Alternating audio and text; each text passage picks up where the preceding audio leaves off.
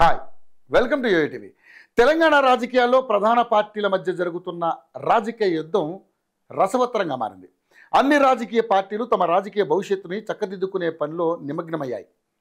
ఇదిలా ఉండగా నేతలు వ్యక్తిగతంగా వారి ఫ్యూచర్ని గాడిలో పెట్టుకోవడానికి విశ్వ ప్రయత్నాలు మొదలుపెట్టారు.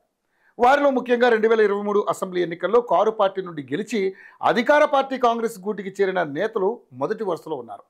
వ్యక్తిగత కారణాలతోనో, రాజకీయ కారణాలతోనో, రాజకీయ స్వార్థంతోనో బీఆర్ఎస్ పార్టీకి చెందిన 10 మంది ఎమ్మెల్యేలు సీఎం రేవంత్ రెడ్డి సమక్షంలో హస్తం పార్టీలో చేరిపోయారు.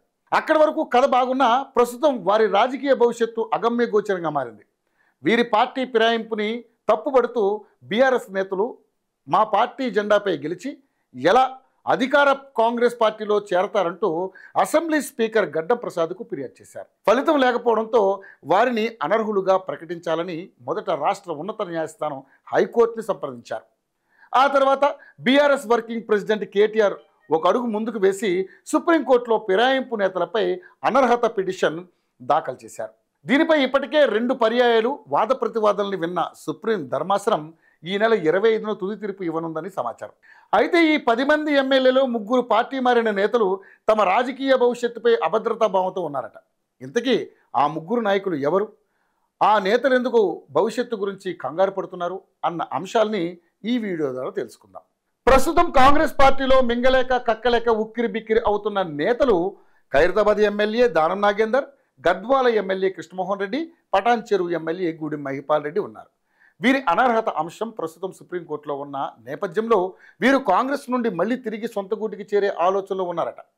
ఇవే కాకుండా మరికొన్ని రాజకీయ అంశాలు కూడా వీరిని తెగ ఇబ్బందికి గురి చేస్తున్నాయట. మొదట గద్వాల ఎమ్మెల్యే విషయానికి వద్దాం. గద్వాలలో కాంగ్రెస్ నేతలకు పార్టీ మారిన కృష్ణమోహన్ రెడ్డికి మధ్య దూరం పెరగడమే కాకుండా వీరి మధ్య రోజు రోజుకు గొడవలు ముదురుతున్నాయట. బీఆర్ఎస్ నుండి హస్తం పార్టీకి మారిన కృష్ణమోహన్ రెడ్డిని ఆ నియోజకవర్గ కాంగ్రెస్ కార్యకర్తలు పట్టించుకోవడం లేదని రాష్ట్ర అధిష్టానంతో మొరపెట్టుకున్నా పట్టించుకోవడం లేదంట. గద్వాల కాంగ్రెస్ నేత సరితా యాదవ్కు ఎమ్మెల్యే కృష్ణమోహన్ రెడ్డికి క్షణం పడట్లేదట. దీంతో ఎమ్మెల్యే కృష్ణమోహన్ రెడ్డి తాను పార్టీ మారతానంటూ దుష్ప్రచారం చేస్తున్నారని ఏకంగా పోలీస్ స్టేషన్లో ఎఫ్ఐఆర్ కూడా దాఖలు చేశారట. ప్రస్తుతం కృష్ణమోహన్ రెడ్డికి నియోజకవర్గంలో కాంగ్రెస్ నేతలు పెద్ద తలనొప్పిగా మారారట. ఈ సమస్యలన్నింటికీ చెక్ పెట్టడానికి మళ్ళీ తిరిగి గులాబీ గూటికి వెళ్లాలనే ఆలోచనలో ఉన్నారట. ఇక మరో నేత దానం నాగేందర్ కాంగ్రెస్ ప్రతిష్టాత్మకంగా నిర్వహించిన హైడ్రాని విమర్శించడం, ఒకసారి బీఆర్ఎస్ ప్రభుత్వం తీసుకున్న ఈ కార్ రేస్ నిర్ణయాన్ని అభినందిస్తూ కేటీఆర్ని ఆకాశానికి ఎత్తడం, ఇలా దానం తీరుపై కాంగ్రెస్ నేతలు గుర్రుగా ఉన్నారని సమాచారం. ఇదిలా ఉంటే దానం నాగేంద్ర కూడా తనకు కాంగ్రెస్లో తగిన గుర్తింపు రావడం లేదని త్వరలో తిరిగి కారు పార్టీ తలుపులు తట్టనున్నారని వార్తలు వినబడుతున్నాయి.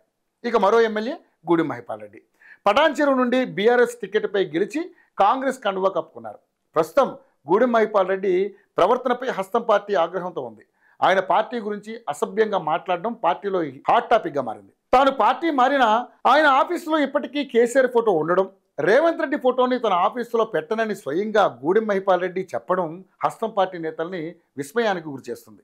ఇటీవల తన పార్టీ కార్యాలయంలో జరిగిన మీటింగ్లో తాను ఏకంగా అధికార కాంగ్రెస్ పార్టీ నాయకుల్ని కాదని నోరు జారడం మనకు తెలిసిందే. దీంతో ఎలాగూ కాంగ్రెస్ పార్టీ నుండి వేటు తప్పదు అని భావిస్తున్న గూడెం మహిపాల్ రెడ్డి కూడా గులాబీ నేతలతో టచ్లోకి ఉన్నట్టుగా వార్తలు పొలిటికల్ సర్కిల్లో చక్కర్లు కొడుతున్నాయి.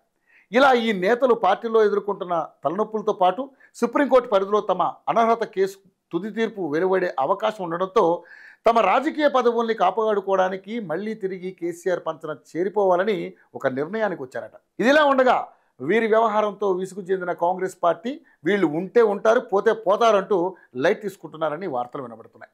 ఈ 3 ఎమ్మెల్యేలు కాంగ్రెస్కు తలనొప్పిగా మారినా, పార్టీ మారాలని చూసినా సుప్రీంకోర్టు కంటే ముందే స్పీకర్ ద్వారా అనర్హత వేటు వేయడానికి సిద్ధంగా ఉన్నారని రాజకీయ వర్గాల్లో చర్చ జరుగుతుంది.